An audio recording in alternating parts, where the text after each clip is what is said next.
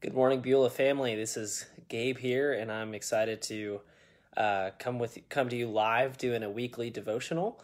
John was last week, and then of course Don was the week before. So if you're catching on to a pattern, it's going to be Don, John, and then me, Don, John, and then me, every 3 weeks or so. So no longer doing the Q&A. Maybe we'll do those again at another time. But I'm excited to come and join you now, or have you come join me now for a devotional. So we are going to read from the Gospel of Matthew, chapter 20, verse 1, where it says, "The kingdom of heaven is like a landowner who went out early in the morning to hire workers for his vineyard." So I am also going to be reading directly from this book that Don got all of the staff. It's called Live in Grace, Walk in Love by Bob Goff. It's an incredible devotional book. I would highly recommend that you get it if you haven't already. I know Don's been using it, and I've even used it a couple times on other devotionals, but I want to encourage you guys to follow along here. So when Jesus tried to tell people what the kingdom of heaven was like, he knew descriptions would fail. So he told stories. He said God's kingdom was like someone who was lost but then was found. He said it was like a tiny seed that grew into a large tree. In one of my favorite stories, he said it was like a landowner who hired some laborers to work in his field for a day.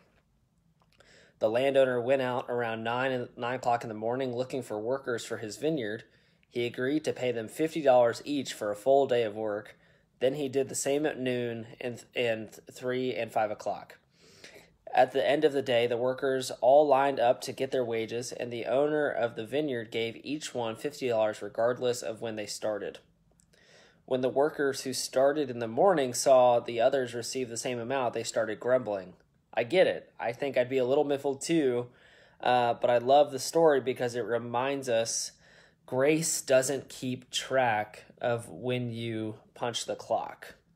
It's ironic that it doesn't bother people who know how much they need grace to see it given without hesitation. It only upsets people who think they need to earn grace with their hard work. Grace doesn't work if we're concerned about getting our fair share. God's grace is infinite and unending. It's never accurately seen in short supply. Instead of grumbling about someone else getting a little grace, celebrate with them and be thankful too that God gives you just as much grace as you need. And so it has this question as well. I want to ask you, and you could even answer in the comments if you feel led. But it says, who around you is receiving grace right now, and how can you celebrate with them? And so I love this because oftentimes we do think we need to earn the grace that we receive, but the entire point of grace is that you cannot earn it.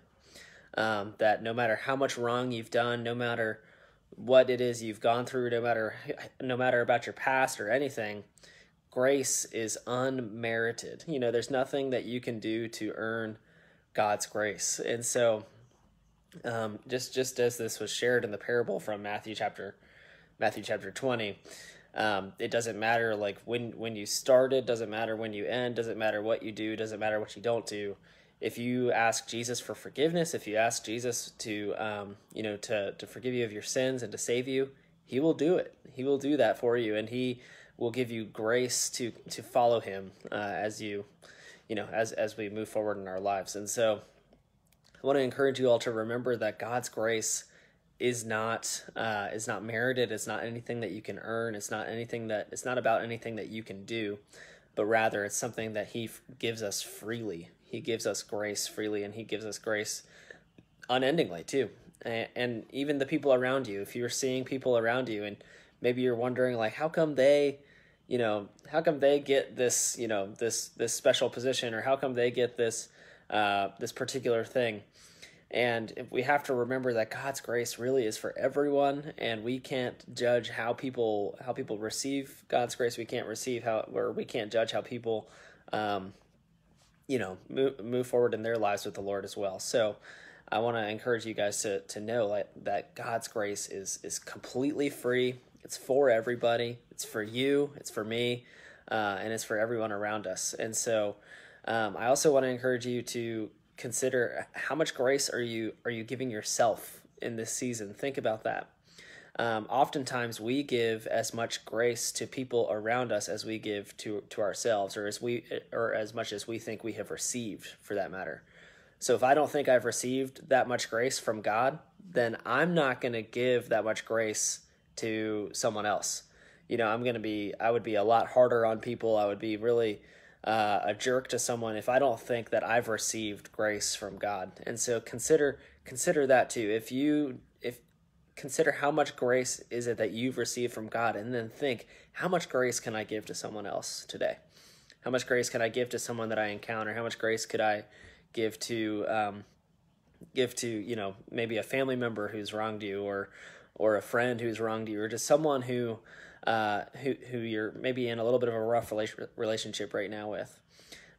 Maybe consider that God would give them grace completely free of charge, if they asked. And so I want to invite you to consider giving grace to those around you for free as well, because God has given you unending grace as well. So thank you all for watching. Thank you all for tuning in on this devotional this morning.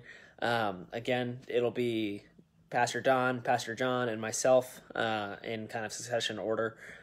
So next week should be Pastor Don. So I want to encourage you guys to tune in again, and there will be plenty more throughout the week for you to tune into. We are very active online, which is something I'm super excited about. So I will see you guys next time.